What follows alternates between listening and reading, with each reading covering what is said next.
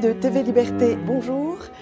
Nous avons la joie de recevoir ce matin Marc-Claude Leloup. Bonjour. Bonjour Marc. Anne.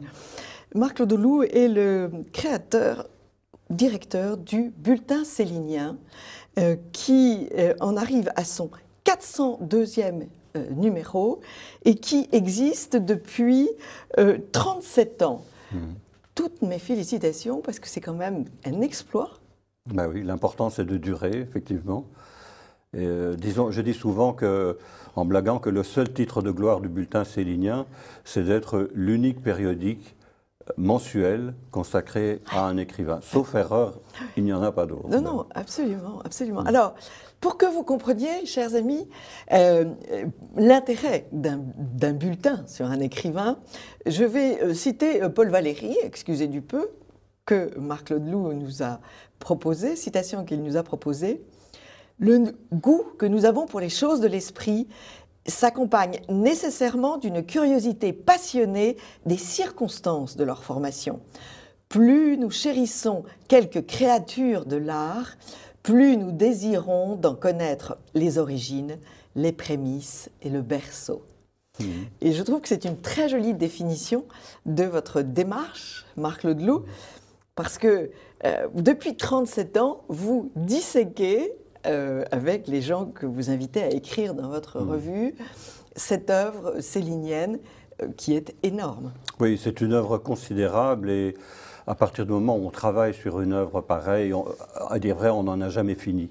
D'autant que dans le cas de Céline, la vie et l'œuvre sont intimement mêlées. Comme vous le savez, il s'est servi de sa propre biographie pour rédiger son œuvre de fiction. Évidemment, il transpose énormément, mais beaucoup de sa vie se retrouve dans son œuvre, notamment dans ce qu'on appelle la trilogie allemande, tous les romans de la fin, mais aussi Mort à crédit, qui est pour moi son chef-d'œuvre, qu'il a écrit juste après Voyage au bout de la nuit.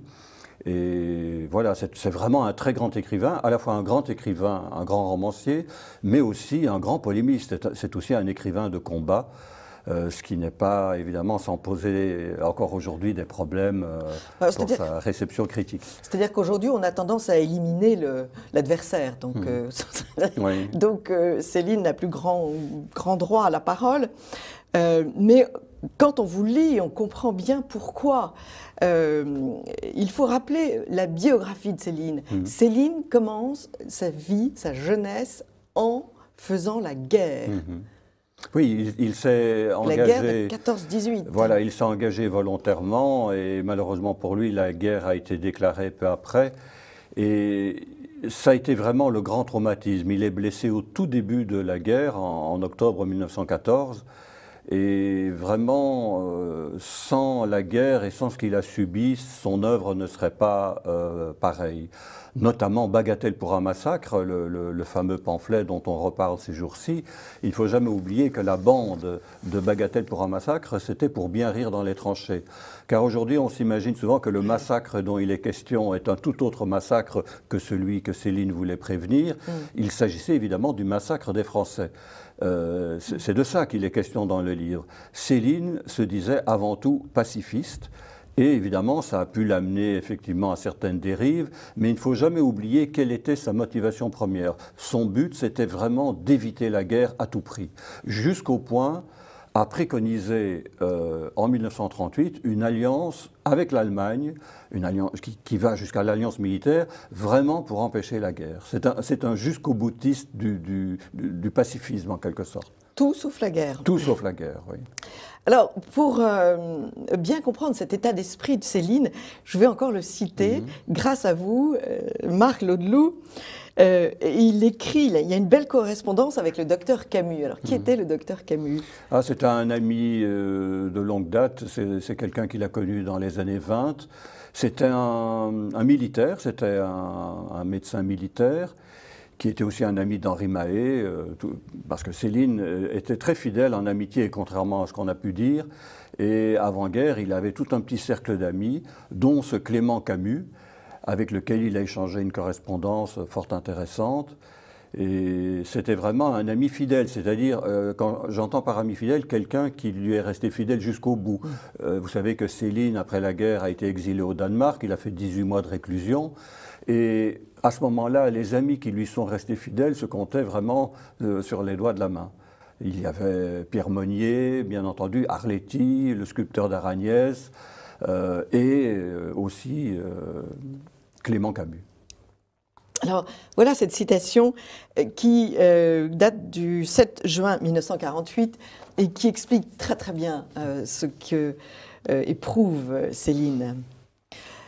« Je ne voudrais pas te désobliger, mais je t'avoue ne point donner de pensée au problème de l'au-delà. L'humanité que j'ai soufferte et que je souffre me dégoûte trop, et je l'ai trop en haine, pour lui désirer autre chose que des asticots, et éternellement. Ces problèmes religieux et métaphysiques naissent de l'oisiveté, du bien-être, de la sécurité. L'homme est un démon. L'enfer est ici, particulièrement en prison. Si tu avais passé, été curé, ces problèmes ne vous turlupineraient plus. La pénitence est 1000 fois faite. Qui a souffert l'injustice majeure est en état de grâce. Il emmerde et la terre et le ciel et le bon Dieu avec. Tout se simplifie. Il est possible qu'il existe autre chose que le visible. Mais la prison est bien visible, elle. Pas besoin de tortiller du cul vers les prières de l'infini. L'enfer est là. On ne fait rien pour y remédier. Si l'humanité crève, ce ne sera pas de communisme ou de manque de prière. Ce sera de tartufferie, de fainéantise, d'égoïsme, d'insensibilité. Je ne ferai plus rien pour l'empêcher de disparaître. Elle appartient à mon gré et pour l'éternité aux asticots. Amen. Ce texte est fantastique. Alors, il faut savoir évidemment que Céline était un athée résolu, il ne croyait absolument pas à un au-delà quel qu'il soit. Et on voit dans cette lettre, évidemment c'est une lettre de l'exil, tout le pessimisme foncier qu'il y avait chez Céline avant-guerre est encore renforcé évidemment à la fois par les années de prison et puis aussi par ce qu'il considère comme une ingratitude, car il considère qu'il s'est croisé, comme il disait pour les Français, pour leur éviter la guerre. Et donc, à partir du moment où il doit subir l'exil, il considère ça comme une injustice, d'autant que d'autres collègues à lui, il estime qu'ils s'en sont beaucoup mieux sortis que lui, évidemment. Mais bon, là, on retrouve évidemment Céline dans toute sa férocité. Je suis tombée sur une citation de Sartre que je trouve assez amusante. Sartre écrit « Les couvreurs ont une vie bien plus risquée que les intellectuels ». Alors, ça dépend quels intellectuels, parce que Sartre a plus célébré le communisme. C'est toujours un dieu au Panthéon des lettres. Et Céline voit toujours les interdictions pleuvoir sur lui. Sartre disait notamment, à une certaine époque, je considère tout anticommuniste comme un chien. Oui, oui. Il faut rappeler ce genre de phrase. Oui, oui, oui. On a souvent oublié. Alors, cette horreur dévorante de Céline pour la guerre fait que, dans les années 30, il est tétanisé, à partir de 32-33, il est tétanisé parce qu'il voit qu'on va à la guerre. Oui. Très peu de gens ont vu qu'on allait à la guerre. Oui, il voit très bien qu'un conflit est proche. Et surtout, il considère que, bon, d'une part, cette guerre est à éviter car ça serait une guerre fratricide, et puis surtout, il voit que la France risque de perdre. Il faut donc rappeler aux jeunes générations que c'est la France qui déclare la guerre à l'Allemagne, et beaucoup d'hommes politiques... L'Angleterre d'abord. Oui, mais surtout à l'Allemagne, et beaucoup d'hommes politiques se rendent bien compte que si la guerre a lieu, la France va perdre cette guerre. Et il ne faut pas oublier non plus qu'en 1940, enfin 39-40, il y a eu plus de 100 000 morts français dans la fameuse, ce qui a suivi la drôle de guerre. Et donc, Céline est conscient de tous ces dangers. Et comme il n'a pas la fibre spécialement démocrate, le fait de s'allier avec l'Allemagne pour éviter une guerre, pour lui, n'est pas un problème. Il dénonce d'ailleurs dans l'école des cadavres la germanophobie. C'est ce qu'il opposera d'ailleurs à Maurras, qui lui était un germanophobe absolu, tandis que Céline considérait que les Allemands, ce n'était pas du tout l'ennemi héréditaire. Ce qui est assez original, parce que beaucoup d'anciens combattants avaient une haine, qu'on peut comprendre d'ailleurs, viscérale envers l'Allemagne, tandis que Céline parvient à dépasser ce sentiment Et pour lui, le pacifisme est une valeur absolue. Ce qui fera d'ailleurs, qui sera à la fin de sa vie, enfin il le montre d'ailleurs dans un de ses romans, assez indulgent envers Pierre Laval, pour lequel il avait beaucoup de ressentiment pendant l'occupation, oui, pour toutes sortes de raisons. Et il lui reconnaîtra au moins une vertu, celle d'être à la fois patriote et pacifiste, ce en quoi il se reconnaissait évidemment énormément. Ce qui explique aussi l'appui de Berle, qui était juif, oui, et qui dira... et qui était munichois. Il était munichois, et il avait fait aussi la guerre de 14, et il était pacifiste. Et donc il comprend très bien Céline. Berle était un juif un peu hétérodoxe par rapport à sa communauté. Le fait d'abord d'avoir été munichois, d'avoir un moment été proche de Vichy, tout ça faisait de lui quand même quelqu'un d'assez atypique. Mais c'est vrai qu'il avait des relations amicales avec Céline, même à l'époque où Céline écrivait des pamphlets.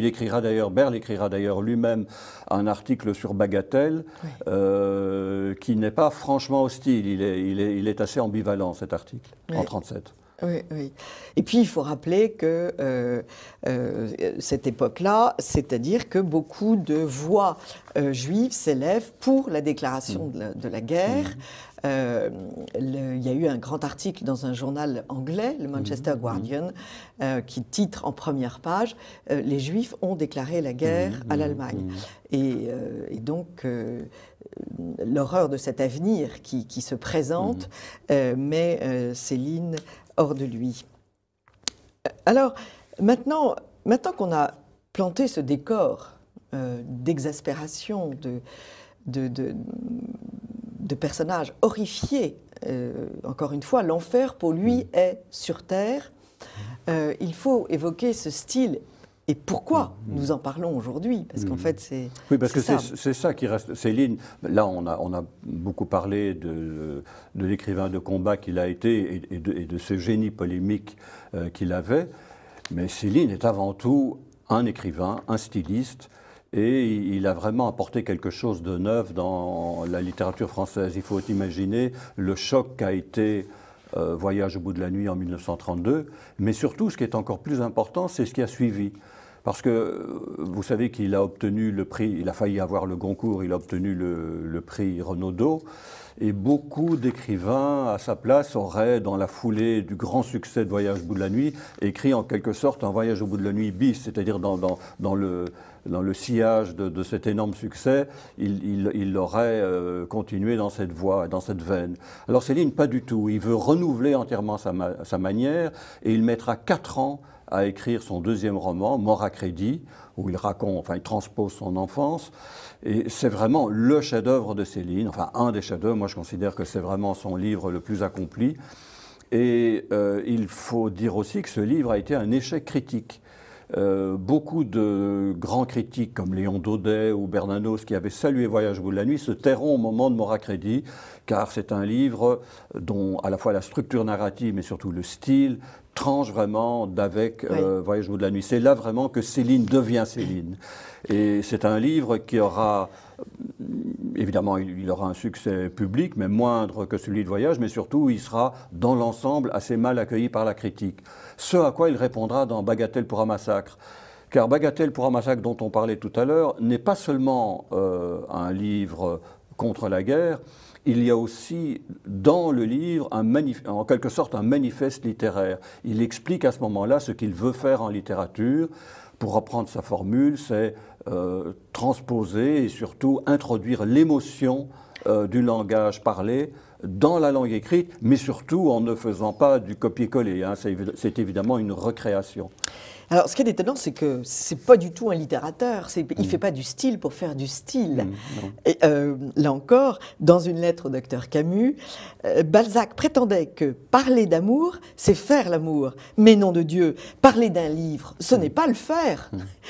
Rien que je haïsse plus que le courriérisme littéraire. D'ailleurs, tu le sais, je suis bien plus fière d'une guérison de diarrhée infantile que de 36 livres à succès ou de 4 livres à succès. Je suis désastreusement dénuée de toute vanité littéraire. Je ne retiens des hommes que la façon plus ou moins heureuse qu'ils ont de former des phrases. Mais le sens de la phrase, je m'en fous. Je ne les retiens même pas. Tout est dans les bibliothèques, mais presque tout ce que pense l'homme est absolu. Son corps et sa musique seuls m'intéressent. Oui, alors là, il fait allusion aussi à sa vocation de médecin, parce Oui. que Céline se considérait avant tout comme un médecin. Et bien sûr, il n'est pas littérature dans le sens où le monde des lettres, tout ça ne l'intéresse pas. Mais c'était, comme il le dit lui-même, un rude travailleur. Hein. Il disait, ce qui distingue moi des autres écrivains, c'est que moi je travaille et que les autres ne foutent rien. Et c'est vrai qu'on sait, par exemple, pour un livre comme Entretien avec le professeur Y, qui est aussi vraiment son manifeste littéraire, on connaît 7 versions. C'est-à-dire qu'à chaque fois, il réécrivait tout depuis le début, il travaillait énormément. Et dans l'édition de la Pléiade, ce qui est intéressant, c'est qu'on voit les premières versions et ce que ça devient grâce au travail acharné que fait Céline sur la phrase, un peu à la manière d'un Flaubert, si vous voulez. C'est vraiment un travail d'écriture exténuant. Et puis, cette façon de bien discerner ce qu'est un style. Alors, il y a une autre citation que j'ai toujours en tête, c'est qu'on écrit avec son sang, pas celui des autres. Il faut mettre sa peau sur la table. Il faut mettre sa peau sur la table. Et voilà encore, le 26 octobre 1949, au docteur Camus, c'est votre mort à vous, pas celle des autres, qui vous sonne l'âme et rend le son, le ton de votre musique. Point d'art possible sans danse avec la mort. Les dons ne suffisent pas, le tempérament non plus. Ce qui n'est point accordé par la mort ne vaut rien et sonne toujours faux. Ouais. Mais à ce compte-là, il y a quand même les 3/4 de la littérature aujourd'hui qui étaient dégagés. Oui, d'ailleurs, Céline avait un très grand mépris, pas pour les classiques, parce qu'il vénérait, par exemple, La Fontaine, Chamfort, Oui. Chateaubriand. Il avait une grande vénération pour les classiques. En revanche, dans les modernes, il appréciait très peu d'écrivains. Il cite en général Paul Morand, le premier Morand, Ramuse, Barbus, des gens qui, comme lui, qui avaient un peu creusé cette voie, qui avaient essayé d'introduire vraiment l'émotion, notamment issue du langage parlé, dans la langue écrite. Et lui, ce qui l'intéresse, c'est ça, hein, c'est vraiment surtout ne pas faire de littérature au sens banal du terme, mais faire quelque chose d'authentique et à partir de ce que les gens ont vraiment vécu et ressenti. Hein, c'est ça qu'il veut absolument faire.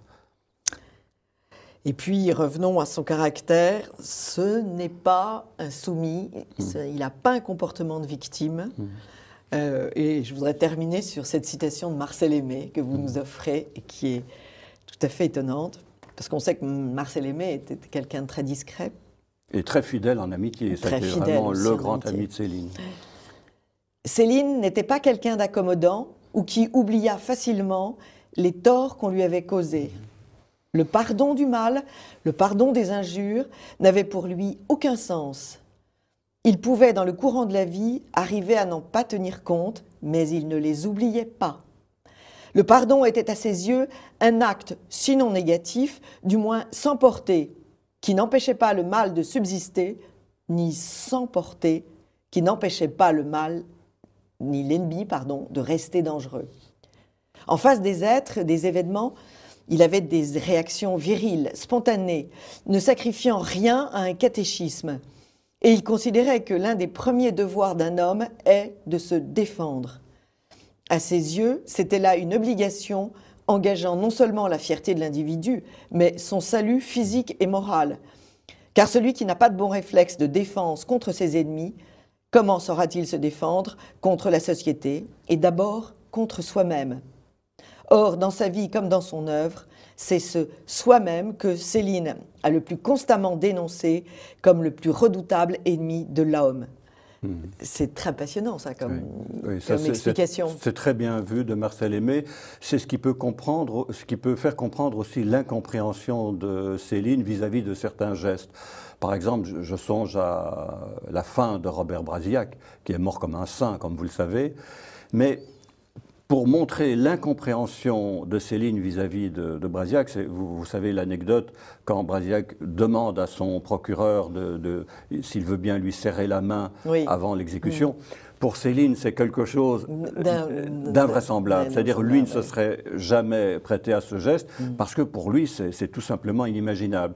C'est un homme qui se voulait libre, absolument, indépendant, très jaloux de sa liberté, effectivement. Il n'a jamais été encarté dans aucun parti, il n'a jamais fait partie d'aucun mouvement. Et c'était surtout quelqu'un qui, oui, effectivement, qui ne voulait absolument pas saluer ses adversaires dans le sens de pactiser avec eux, quels qu'ils fussent. Et en cela il est très unique, oui. Très unique. Cela dit, l'un était chrétien et l'autre pas. Exactement. Tout s'explique. Mais ce qui explique aussi la vigueur des ennemis de Céline, qui demeure intacte, puisque les pamphlets sont interdits de publication.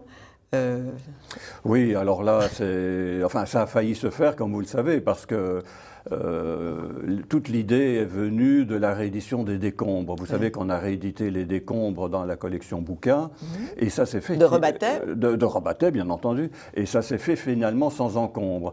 Alors l'ayant droit de Céline a cru que la même chose allait se passer pour Céline, il n'en a rien été, et il y a eu toutes sortes, effectivement, de groupes de pression qui ont fait qu'Antoine Gallimard a dû jeter l'éponge.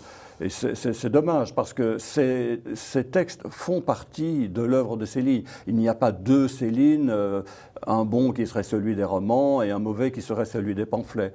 Tout est très compliqué dans ce cas-là, parce que, comme je dis parfois, tout serait plus simple, en fait, si les pamphlets étaient à l'œuvre de Céline, ce que le péril juif est à l'œuvre de Marcel Jouhandeau. Si vous retirez le péril juif des œuvres de Jouhandeau, ça n'enlève rien à la qualité, à la grandeur de l'œuvre de Jouhandeau. Mais les pamphlets, je songe surtout à Bagatelle pour un massacre, et malgré tout, malgré les outrances, malgré les dérives, est un grand livre.